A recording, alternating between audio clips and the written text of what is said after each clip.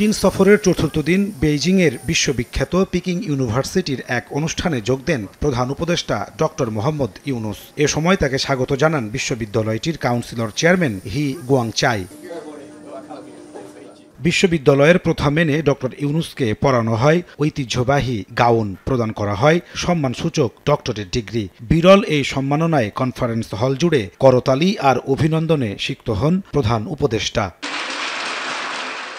পরে আমন্ত্রিত শিক্ষার্থী ও অতিথিদের উদ্দেশ্যে বক্তব্য দেন অধ্যাপক মোহাম্মদ ইউনুস। শুরুতেই তিনি চাকরির পেছনে না ঘুরে তরুণদের উদ্যোক্তা হওয়ার স্বপ্ন দেখান। বলেন, চাকরির দাসত্ব প্রথা আর ব্যবসা স্বাধীন সত্তার নিয়ামক।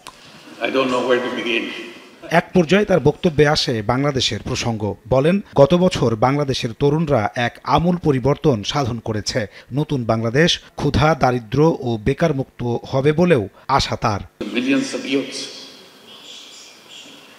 Who were the vanguards of the transformational changes in Bangladesh just last year. Their vision to establish a new Bangladesh in place of the Bangladesh that we had until last year.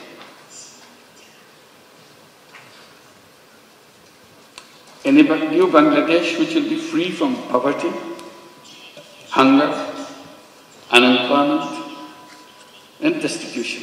বাংলাদেশের চলমান পরিস্থিতি নিয়ে doctor Mohammad Yunus বলেন, নতুন বাংলাদেশ গড়তে বেশ কিছু সংস্কারমূলক কার্যক্রম হাতে নেওয়া হয়েছে। এগুলো বাস্তবায়ন হলে বাংলাদেশে সুশাসন ও শক্তিশালী গণতন্ত্রের উত্তরণ হবে।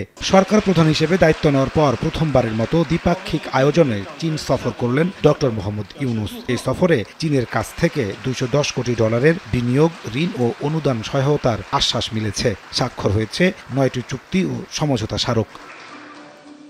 নাজমুস সালেহী, সময় সংবাদ।